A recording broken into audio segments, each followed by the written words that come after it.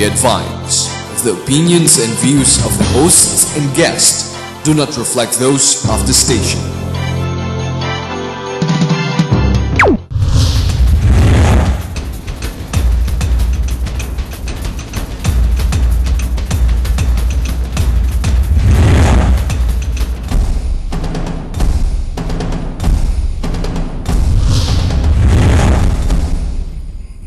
Hello, my name is Erik Tambuatco and welcome to our program. Ako po ito, nakasalamin lang po ako. My eyes are very red, I guess, for one reason or another. From time to time, it does become this way. So as not to gross you out, I will wear these light shaded colors to spare you from the redness.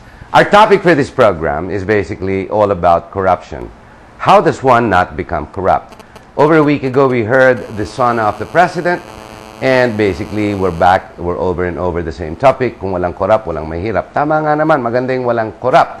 Yesterday, during the first death anniversary of Tita Cory, he announces, and he is correct. He says, well, don't be bystanders, be part of the solution, don't be the problem. That is, again, correct. The people are beginning to follow. The electorate seem to have some type of aspirational values going forward our sitting president. And why not? This is exactly what we require. But think about the words, kung walang corrupt, walang mahirap. Kaya ba natin hindi maging corrupt? This is the question I'd like to put forward into this program. With our guests, instead of getting resource people, I asked some of the GNN hosts to sit with us to discuss these issues freely and openly, instead of having the formal usual Q&A with resource people. We have Erik Espina, columnist, Manila Bulletin, and we also have Dr. Frank Grego, editor-in-chief for the Congress magazine, to join us in this program. Gentlemen, thank you for being with us. The topic, I know you all smiled when I told you, who is not corrupt? How can we be not corrupt? Pwede ba yun? Ikaw, Erik, go straight to the point. Kaya ba natin hindi maging corrupt? Well, firstly, we have to define sino ang hindi dapat maging corrupt. Kasi siguro marami sa ating mga Pilipino ang hindi talaga corrupt. Lalo na yung mga taong araw-araw nagpupunyagi, naghihirap sa kanilang pamumuhay para lang maitaguyod o maitulay ang kanilang mga pamilya. Siguro pag pinag-uusapan natin corrupt, mas nakatuon ito sa ating mga politiko. Ilan sa ating mga politiko ang hindi corrupt? Yan ang pinaka-importante katanungan. At paano natin malalaman kung sila ay corrupt o hindi? Pero hindi lang naman sa politiko ang pag hindi corrupt eh. Pati negosyante, mga negosyante din. Alam mo, ano sinabi ni Noynoy, President Noynoy during Sasona? The GFIs, in particular, the Land Bank of the Philippines and the Development Bank in the Philippines. I shudder to think that the Bangko Sentral is part of this whole scenario of what we call corruption. What legislators can steal, what government G-men will steal, be it cabinet secretaries, all the way down to the different government agencies, is nothing but a small fraction if people in the government financial institutions will steal. I am a perfect example of the corruption of the Land Bank of the Philippines. No less than the editorial today, no less. In the Inquirer, the Philippine Inquirer, of Father Bernas, sinabi niya how corrupt the Land Bank is. Alam niyo po, totoo po yan. Dapat siyang binabayaran ang mga landlord na binigay na mga lupa nila sa gobyerno for land redistribution. Ayaw pa ibigay, binubulsa. Kayo po, Dr. Frank, what can you say about basic corruption? You know, I'm not used to wearing glasses on a TV show, and I'm trying to hide my eyes. Maybe I should just let it go and let it be. But yes, ikaw. Well, corruption has always been coupled with blackmail. When somebody offers you are not asking for it, that is not corruption. But if you are asking for something in exchange of a favor, which you will use the government or the office where you are, which you are occupying, that is corruption.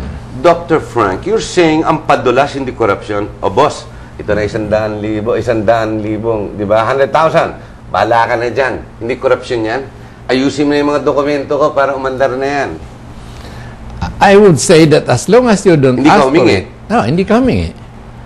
Do you agree with that? Pag hindi ka humingi, hindi since corrupt? you have not asked for it, you cannot be pressured into making his negotiation with you faster or more expedient. Yeah. When you pay a judge, You can always tell him, you wait. We have Because to- you are not indebted. You are not beholden to him because you have not asked for it. di ba gifts are not allowed? That's a part of from the corruption. perspective Sige, go of ahead. law, iba naman siguro ang ano, because we're dealing into situations here. One which could apply to law, and one which is more based on your morality. No, perhaps under the Wait, law. Is there a difference between legality and morality? Isn't it one and the same? Definitely. There is, yeah, but There is what is supposed to truly be- legal is supposed to be moral anyway. Not all Alan the time. Pagia, I'd like to quote Alan Pagia. Not all the time, because it might be legal, but it might not be legitimate. You see, legitimacy is more of a moral issue. So we can talk about so many situations in the past where there were presidents who got elected. Ito sinasabi ni Dr. Frank. And they were legally elected, but the people did not recognize it. But my point is, Padulas. Legal ba yun? well, you know, firstly, you have to consider, under the law, sino bang napapaboran? Kung mga relatives mo, that's already anti-graft.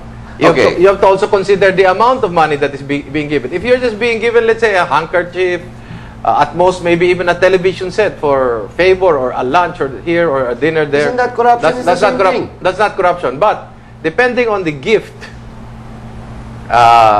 that's very difficult. May kaso ka sa korte. Oo. Nilapitan mo yung judge. Oo. Sinabihan mo yung judge. Hindi humihingi sa'yo yung judge. Oo. Ito 100,000, bahala ka na po sa akin. Ang tawag dyan, padulas. That's corruption. Okay. Nasa pier ka, may container ka lumalabas. Oo. Lumapit ka ngayon, hindi naman humihingi sa'yo, ayaw naman pirmahan ng dokumento mo, kung saan nakatingin. Bigla-bigyan mo ng 300. Still corruption. Bibigay mo sa kanya, babagsak niya doon sa drawer niya. That's At still lahat naman corruption. alam naman natin yung patakaran sa pier. Still corruption. It's not like nobody knows it. Pag kinuha niya yung 300 doon sa drawer, sasara niya, biglang pipirmahan niya, pero hindi nagsasalita. corruption. But kayo, Dr. Frank, sinasabi mo that's not corruption. Yeah, because corruption cannot stand alone without graft. It should be graft first before corruption. Correct. When you ask, you are I think we have grafting. to identify graft versus corruption. When you ask, that's corruption. Graft. That's graft. When you give, that's corruption. When you provide opportunity, is it graft? Like in my case, ako sa land bank. Hindi naman humingi sa akin eh. Pero ayaw i-release yung yung dokumento, ayaw release yung what is due me. Harry, so, I'll give you isn't a- that grafting me? Creating the opportunity so I have to pay them. I'll give you as an Isn't that example. grafting? I'll give you an example, Harry, no? Okay. As far as the law is concerned, for example, like yung ZTE deal, no? Yung kay Joey De Venecia, Graft yun. mahuhulog talaga siya sa corrupt and anti-corrupt practices. Graft and anti-corrupt practices law yan. Kasi, even if you did not ask any favor from your father, who is speaker, Graft pa rin, ano? oh, Either kasi way. within The power of the dad, within third degree of consanguinity yan eh. Kasama ka Masyado sa malapit eh. oh, so tatamaan ka sa in short, Tatamaan. the law will apply. Now, if you're talking about morality, that's a different issue. We can pwedeng pag-usapan 'yan. 'Di ba? I always agree that damay si Joey doon. Miski anong you gawin see. niya. Oo. Kasi ang tatay niya, speaker of the Kahit house. hindi siya humingi sa tatay niya, ha?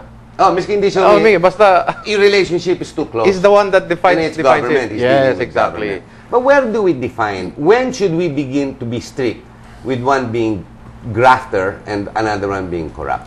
You see, graft and corruption, Harry, has been an age-old culture. Here we go with the history. That's why I love Doc Frank. Give us a brief background. It is an Sige, sige. age-old culture of mankind. Correct. Even 10,000 years before the Christian era, before Christ was born, corruption was so prevalent in the Babylonian Empire.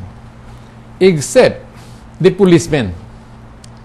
The policemen of King Nebuchadnezzar, whenever they were offered money, remember that the palace of King Nebuchadnezzar was converted into a tourist spot. And he attracted a lot of tourists in the Mesopotamia Valley. And so whenever they went there, the abusive tourists would sprinkle, even in the middle of the street, flower boxes, just like what this